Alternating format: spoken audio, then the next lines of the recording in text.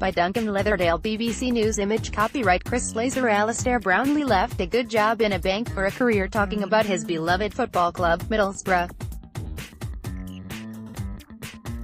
He was the voice of the borough for more than 30 years, befriending the great and good of the beautiful game, as well as championing his much-maligned hometown, and breaking dozens of chairs. Here is his life told through 5 items.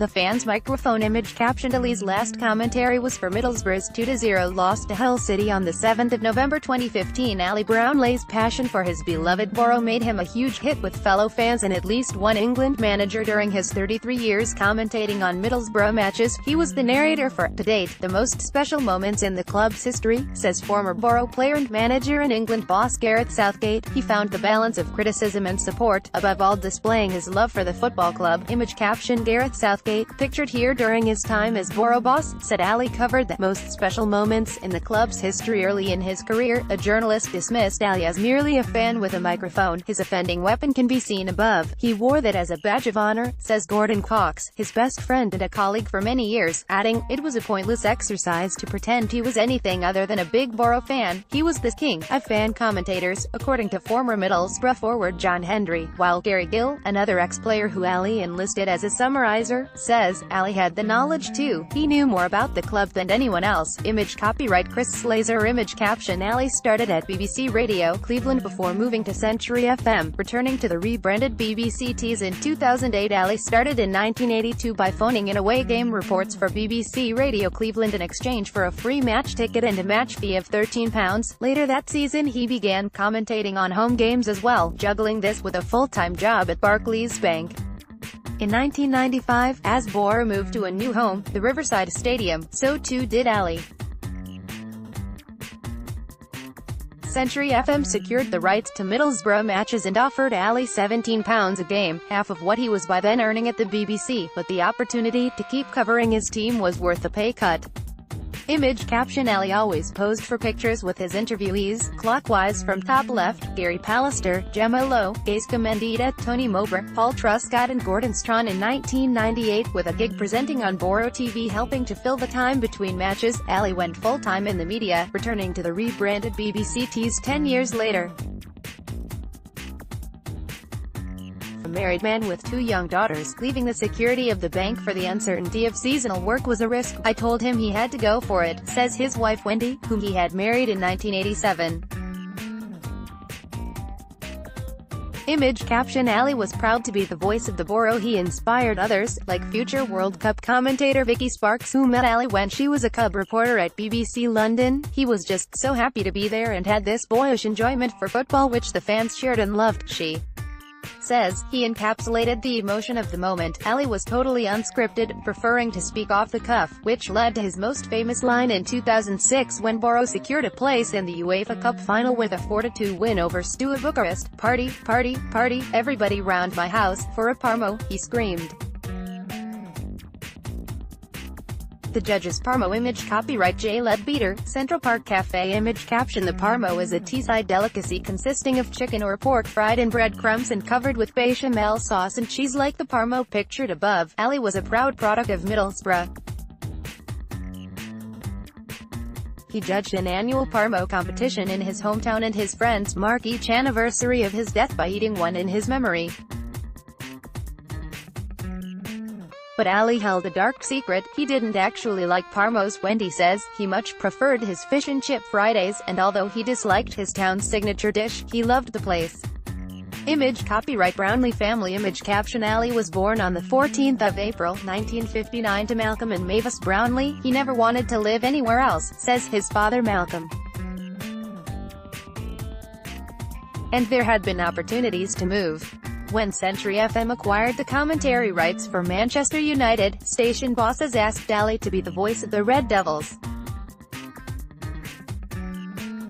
He politely declined. The BBC could have offered him John Motson's job and Ali would still not leave, says Wendy's brother, Ronnie Linus. Gordon says Ali recognized Teesside had its flaws but he saw so much to celebrate. He was the area's champion and defender, his best friend says.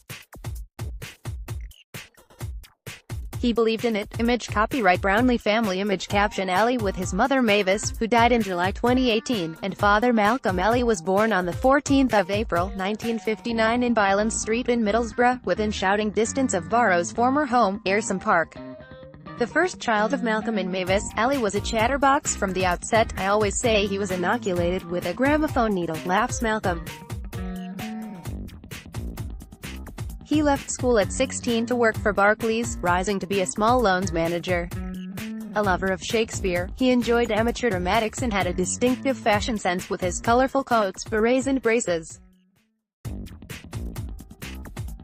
Image copyright Brownlee family. Image caption Ali enjoyed amateur dramatics. It was in Middlesbrough that he met Wendy, the pair dancing together at Madison's nightclub. He was tall and slim with blonde curly hair and blue eyes. She says, "It was always his winning blue eyes that got me." Ali took her for drives in the country, Wendy being impressed with his ability to handle his father's red Talbot.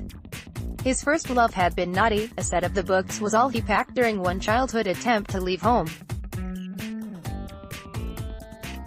Then at 8, he was introduced to his local football club. The fan scarf. Image caption defender turned striker John Hickton caught a young Ali's attention, sparking a lifelong love affair with Middlesbrough FC. From the moment Ali donned his first red and white scarf and his father lifted him over the turnstile into Ayresome Park, he was hooked. I remember him telling me his dad's introduction to the team being, "You see that lot down there, son? They'll always let you down," recalls Gareth Southgate. Any of us could relate to that. Each week, a young Ali stood transfixed in the Holgate End, particularly taken with Borrow's defender-turned-striker John Hickton. Alistair would not leave until the last player had left the pitch, says Malcolm. Even when Borrow were 3-0 down and fans were filing out, he would stay exactly where he was. He always believed they could turn it around. Ali's younger sister Jennifer remembers a family trip to Norfolk being interrupted by an impromptu visit to London when a 12-year-old Ali found out Borrow were playing West Ham that night. He also left the family holiday early, getting the train home alone to get to the Saturday game. Image copyright Brownlee family. Image caption Ali, on the right in a hat, went to his first Middlesbrough match when he was 8 years old. Ali also enjoyed having a kick about himself, although it was not always the ball that he walloped. He was an animal, laughs Ronnie, who played alongside Ali for FC Acklam. His style was modelled on Stuart Bohm, the tough-tackling captain of Jack Charlton's promotion-winning side of 1974. Alistair was the dirtiest centre-half around, his father chuckles. Gordon agrees, it was almost a case of if he got the ball it was accidental. Ali founded the Junior Reds, a youth fan club for his beloved Borrow. Through that he met the sports reporters for BBC Radio Cleveland, and they helped him mature from being a fan to the fan with a microphone. Wendy became increasingly aware of her status as a football widow, but there was no point complaining. "We knew he was busy on match days," says his elder daughter Alison, "but he made the time we spent with him so special, so we never felt like we missed anything." The family man's led. Image caption Ali and Benjamin spent their afternoons walking the hills of Teesside. Ali missed Alison's birth in February 1985 because he was covering Borrow's 1-0 home defeat to Notts County. He made up for it by presenting his new daughter with a Junior Reds badge. Ali spoiled his family, says Wendy, known to listeners of Ali's breakfast show on BBC Tees as Mrs. B. He was just so kind, generous and loving. Listeners to his breakfast show, which started in May 2011, would also have been well acquainted with Benjamin the dog, whose lead can be seen above. Image copyright Brownlee family. Image caption Ali was inseparable from Benjamin from the first night he slept beside his cage. Ali had not wanted a dog, but the moment Wendy and younger daughter Emily, born in 1990, brought home a little black Labrador puppy, he was smitten. He just said, "Hello Benjamin my baby," recalls Emily. Ali spent that first night curled up beside Benjamin's cage, unable to cope with the pup's whining at being left alone. They spent their afternoons walking the hills of Teesside, culminating each week with a fish and chip supper in Saltburn. Ben got more chips than anyone else, Emily says, that's why he was slightly larger than he should have been. Image copyright Brownlee family. Image caption Emily says her dad always ensured Benjamin was well fed. He was a great family man, but not exactly practical. He used to call me to come and change a light bulb, says Malcolm. Wendy once found a print of Pelé on the wall where she had asked Ali to place a picture of Whitby. Investigations revealed the Brazilian striker was covering the pockmarked walls where Ali had unsuccessfully attempted to hang the image of the harbor town. His cooking was not much better. He once exploded a can of beans when he put it directly into a pot of boiling water.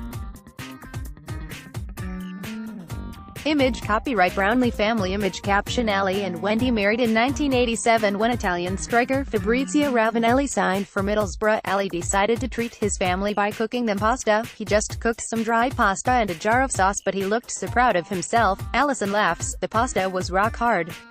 We had to eat it though, as he looked so pleased. Image copyright Brownlee family. Image caption furniture was rarely safe around Ali. He also had a wriggle bum, according to Jennifer, which claimed many pieces of furniture. There isn't a chair in this house which hasn't been taped back together, says Wendy.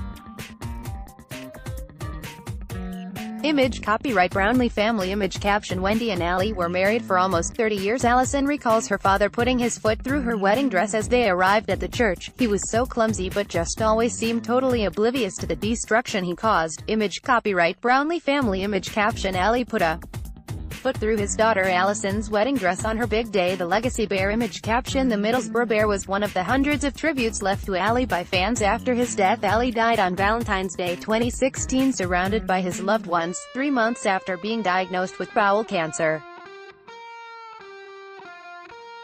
His funeral brought his hometown to a standstill, well-wishers lining the streets as his cortege passed his favorite haunts. Some 5,000 fans congregated in the Riverside Stadium to applaud as Ali was driven along the pitch before being taken for a private funeral.